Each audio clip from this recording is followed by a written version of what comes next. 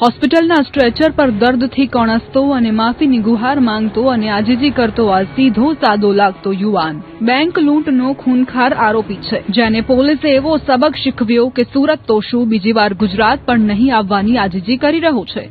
જી હા, સુરતના વરાછા વિસ્તારમાં આવેલી એસબીઆઈ બેંકમાં થયેલી 50 લાખની લૂંટ કેસમાં પોલીસે આરોપીઓને ઝડપી પાડ્યા છે। જે બાદ લૂંટના આરોપી શુભમ ઠાકુરને જ્યાં હથિયાર સહિતનો સામાન સંઘર્યો હતો એ કન્યાસી ગામ લઈ જવાયો હતો। રિકન્સ્ટ્રક્શન અને રિકવરીની આ કાર્યવાહી દરમિયાન 5:30 વાગ્યાના અરસામાં શુભમ ઠાકુરે પોલીસ પર ફાયરિંગ કરતા પોલીસે વળતા જવાબમાં પગમાં ગોળી ધરબી દીધી હતી। કન્યાસી ગામમાં ગણતરીની ક્ષણોમાં જ સામસામા ફાયરિંગમાં લગભગ હાફ એન્કાઉન્ટર જેવી સ્થિતિ ઉભી થઈ ગઈ હતી, પરંતુ પીઆઈ બેહદ સતર્ક હોવાથી સાઈડમાં ખસી ગયા અને ગોળી હવામાં જતી રહી। પોલીસ કાફલા પર અચાનક જ થયેલા હુમલાથી સ્થળ પર થોડીવાર તો અફરાતફરી મચી ગઈ। આરોપીને ગોળી વાગતા સિવિલ હોસ્પિટલમાં સારવાર માટે ખસેડાયો, જ્યાં તે સ્ટ્રેચર પર માફી માંગવા લાગ્યો। કહેતો હતો કે ગલતી હો ગઈ, દોબારા સુરત નહીં આऊंगा, अब कभी नहीं आऊंगा। गलती से आ गयाનું રટણ પણ હોસ્પિટલમાં સારવાર દરમિયાન તેણે ચાલુ રાખ્યું હતું।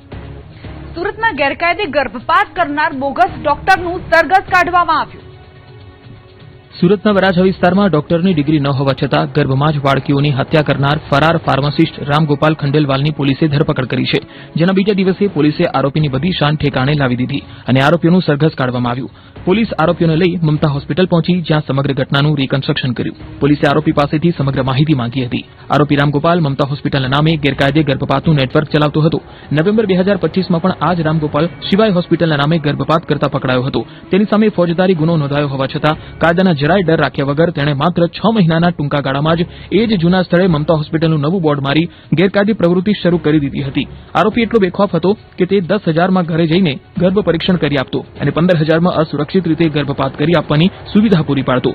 રામગોપાલના આ કાળા કારનામાની ચર્ચા સુરતથી હજારો કિલોમીટર દૂર મહારાષ્ટ્ર અને રાજસ્થાન સુધી ફેલાયેલી હતી। પરપ્રાંતની સગર્ભાઓ અહીં ગર્ભપાત માટે આવતી હતી। ગુજરાતના આરોગ્ય મંત્રી પ્રફુલ પાનસેરિયાનો નાયક ફિલ્મ જેવો અંદાજ, હોસ્પિટલની સરપ્રાઇઝ મુલાકાત લેતા ડોક્ટરોમાં દોડધામ। ફિલ્મી પડદે તો તમે નાયક જોયો હશે, પણ સુરતની સિવિલ હોસ્પિટલમાં અસલી નાયક જોવા મળ્યા। આરોગ્ય મંત્રી પ્રફુલ પાનસેરિયા નીકળ્યા ગ્રાઉન્ડ ઝીરો પર। કોઈ જ જાહેરાત વગર સીધા જ પહોંચ્યા સુરત નવી સિવિલ હોસ્પિટલ। હેતુ માત્ર એક જ, દર્દીઓને પડતી હાલાકી દૂર કરવી અને છેવાડાના માનવીને સરકારી સુવિધાનો પૂરો લાભ અપાવવો। મંત્રીએ માત્ર દર્દીઓ જ નહીં પણ કર્મચારીઓની સમસ્યાઓ પણ જાણી। આરોગ્ય મંત્રી કોઈ સૂચના વગર સીધા જ હોસ્પિટલ પહોંચી જતા હોસ્પિટલના સ્ટાફમાં દોડધામ મચી ગઈ હતી। પોતાના પાપ અને વાંધાજનક વસ્તુઓ છુપાવવા માટે નાસભાગ કરવી પડી હતી।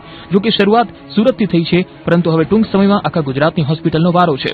નાની નાની સવલતો પર બાદ નજર અને મોટી સમસ્યાઓનો તાત્કાલિક નિકાલ કરવા આરોગ્ય મંત્રી ગુજરાતના દરેક જિલ્લાની સરકારી હોસ્પિટલની સરપ્રાઇઝ મુલાકાત લેશે। એટલે તૈયાર રહેજો, હવે ગમે ત્યારે તમારા શહેરની હોસ્પિટલમાં પણ આવી શકે છે આ લોક લાડીલા મંત્રી। દર્દીઓને પડતી તમામ હાલાકી દૂર કરવા અને કર્મચારીઓને પડતી સમસ્યાઓ જાણી તેનો નિકાલ થાય તે માટે તેઓ રૂબરૂ આવશે। અહીંયા રૂબરૂ આવીએ તો ખ્યાલ આવે કે દર્દીઓને શું તકલીફ છે, કેવા પ્રોબ્લેમ છે, અમારા કર્મચારીઓનો શું પ્રશ્ન છે, એમની પણ વાત વગેરે જાણીને કંઈક નવું અમલીકરણ કરવું હોય તો મેં જોયું હોય તો મને ખ્યાલ હોય। વડોદરાના વિસેજામાં એક જ રાતમાં 7 મકાનમાં ત્રાટક્યા ચોર, તો સાબરકાંઠામાં મંદિરમાં થઈ ચોરી। વિસ્તારમાં આવેલા વિસેજા મેરીગોલ્ડ સોસાયટીમાં તસ્કરોનો આતંક સામે આવતા વિસ્તારમાં હડકંપ મચી ગયો। એક જ રાતમાં 7 મકાનોના તાળા તૂટ્યા। તસ્કરોએ સોના ચાંદીના દાગીના તેમજ રોકડ રકમની ચોરી કરી। સવારે રહેવાસીઓ જાગતા ઘરના તાળા તૂટેલા જોઈ સમગ્ર સોસાયટીમાં હડકંપ મચ્યો। દ્રશ્યોમાં જોઈ શકાય છે કે 2 શખ્સ ધોકા લઈને સોસાયટીમાં આંટાફેરા મારતા જોવા મળી રહ્યા છે। આ અંગેની પોલીસને જાણ કરાઈ હતી। સ્થાનિક પોલીસ તેમજ ક્રાઇમ બ્રાન્ચની ટીમ તાત્કાલિક સ્થળ પર પહોંચી તપાસ શરૂ કરી અને એફએસએલ તથા ડોગ સ્ક્વોડની મદદથી પુરાવા એકત્રિત કરવામાં આવી રહ્યા છે। તો તસ્કરોએ ભગવાનને પણ ન છોડ્યા। હિંમતનગર તાલુકાના તખતગઢ ગામે રામદેવ પીરના મંદિરમાં ચોરો ત્રાટક્યા હતા। તસ્કરો મંદિરમાંથી રામદેવ પીરનું છત્તર અને દાનપેટી ચોરી કરી ફરાર થઈ ગયા હતા। ઘટનાની જાણ થતાં પોલીસ તાત્કાલિક સ્થળ પર પહોંચી હતી અને સીસીટીવી ફૂટેજના આધારે તપાસ હાથ ધરી। આ તરફ અમદાવાદમાં ચેઇન સ્નેચર્સનો આતંક સામે આવ્યો। દ્રશ્યોમાં જોઈ શકાય છે કે એક યુવક દૂધ લેવા નીકળે છે અને ત્યારે પાછળથી સાબરમતી સ્મૃતિ મંદિર પાસે બાઇક પર આવેલા શખ્સો ચેઇન ખેંચી ફરાર થઈ જાય છે। રોગચાળાને નાથવા અને મેલેરિયા મુક્ત ગુજરાત અભિયાન અંતર્ગત ડોર ટુ ડોર સર્વે કામગીરી હાથ ધરાઈ। દેવભૂમિ દ્વારકા જિલ્લામાં મચ્છરજન્ય રોગોને ફેલાતા અટકાવવા આરોગ્ય વિભાગ દ્વારા સઘન કામગીરી હાથ ધરાઈ છે. જિલ્લા મુખ્ય આરોગ્ય અધિકારી તથા મેલેરિયા અધિકારીના માર્ગદર્શન હેઠળ સમગ્ર જિલ્લામાં ચેકિંગ અને સર્વેલન્સ શરૂ કરવામાં આવ્યું છે. આ અભિયાનમાં અંદાજે 300 આરોગ્ય કર્મચારીઓ, 500 આશા બહેનો તેમજ પેરામેડિકલ સ્ટાફની ટીમ મેદાનમાં ઉતારી દેવામાં આવી છે. મેલેરિયા, ડેન્ગ્યુ અને ચિકનગુનિયા જેવા રોગો પર નિયંત્રણ મેળવવા માટે આરોગ્ય વિભાગ સતત મથામણ કરી રહ્યું છે. પ્રથમ રાઉન્ડ દરમિયાન ટીમો ઘરે ઘરે જઈ મચ્છરોના ઉત્પત્તિ સ્થાનોની તપાસ કરી રહી છે. ઉપરાંત નાના મોટા તળાવો અને પાણીના ટાંકાઓમાં મચ્છરના પોરાનો નાશ કરતી પોરા ભક્ષક માછલીઓ મૂકવાની કામગીરી પણ કરવામાં આવી રહી છે. નર્મદા જિલ્લામાં ભાજપની હાર બાદ મનસુખ વસાવાએ ભાજપના પ્રભારીને દોષિત ઠેરવ્યા.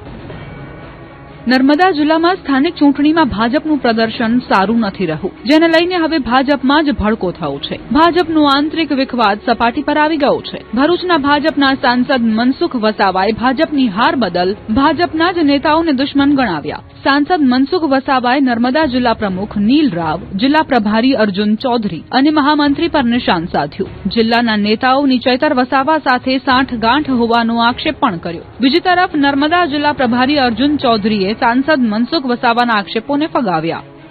તમે કામ કરવામાં સક્ષમ ના હોય તો નીકળી જાઓ. અમારી પાસે બહુ જૂના લોકો, અશોકભાઈ જેવા લોકો કામ કરવા સક્ષમ છે. અને પ્રદેશમાં કહીશું અમે ભાઈ આ લોકો નિષ્ફળ ગયેલા લોકો જેને કામ કરવા સક્ષમ મોડે ઉઠે છે, આજ સુધી વૃત્તિના માણસો. ચૈતર સાથે શું સાંઠગાંઠ છે એવું મને લાગે છે. ચૈતર એન્ડ કંપનીને કાઉન્ટર કરવાની તારામાં ક્ષમતા ના હોય, તમારામાં નિરંજનની સામે લડવાની નીલમાં તાકાત ના હોય તો બધા પદ તોડતો હોય. મારા માટે જે શબ્દો વાપર્યો છે, વડીલ છે, કદાચ નિસ્વાર્થપણે પણ આ શબ્દો મારા માટે બોલ્યા છે, એમના માટે મને ખોટું પણ નથી લાગતું. આ સંગઠનમાં ખોટા મેસેજ ન જાય, એવા નિવેદનો ન કરે, એવી મારી એક પ્રભારી તરીકે નર્મદા જિલ્લાના કાર્યકર્તાઓને અને આગેવાનોને પણ નમ્ર વિનંતી છે. मैं हूं डॉन સોંગ પર ધારાસભ્ય હીરા સોલંકીએ માર્યા ઠુમકા. લગ્ન પ્રસંગમાં યુવકો સાથે મન મૂકીને ઝૂમતા જોવા મળ્યા. સામાન્ય રીતે ભાજપના ફાર બ્રાન્ડ રાજુલાના ધારાસભ્ય હીરા સોલંકી અધિકારીઓને ખખડાવતા હોય તેવા અંદાજમાં જોવા મળે, તો ક્યારેક જીવની ચિંતા કર્યા વગર નદીમાં કૂદીને લોકોના જીવ બચાવતા જોવા મળે. પરંતુ પહેલીવાર ધારાસભ્ય હીરા સોલંકીનો અનોખો અંદાજ જોવા મળ્યો. રાજકારણના દિગ્ગજ નેતા મેં હું ડોન ગીત પર મન મૂકીને નાચતા જોવા મળ્યા. પોતાના વિસ્તારમાં લોકપ્રિય અને ગુંડાઓ માટે ડોનની છબી ધરાવતા હીરા સોલંકી મેં હું ડોન ગીત પર શાનદાર ઠુમકા લગાવતા જોવા મળ્યા છે. નેતાજીનો આ ડાન્સિંગ અંદાજ સૌનું ધ્યાન ખેંચી રહ્યો છે. આ કોઈ મોટો રાજકીય જલસો નથી, પણ જાફરાબાદના એક સામાન્ય કાર્યકર અભી બારૈયાનો લગ્ન પ્રસંગ છે.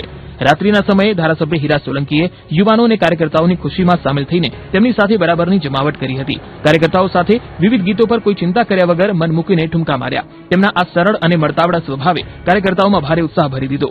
જો કે હીરા સોલંકીનો આ અંદાજ નવો નથી. દર વર્ષે મુંબઈમાં તેમના દ્વારા આયોજિત ગણેશ મહોત્સવની શોભાયાત્રામાં પણ તેઓ ગણેશ ભક્તિમાં લીન થઈને નાચતા જોવા મળે છે. એક સામાન્ય કાર્યકરના લગ્નમાં જઈને તેમની જ ભાષામાં ખુશી વ્યક્ત કરીને ધારાસભ્યએ સાબિત કર્યું છે કે તેઓ ખરા અર્થમાં જમીન સાથે જોડાયેલા જનતાના નેતા છે.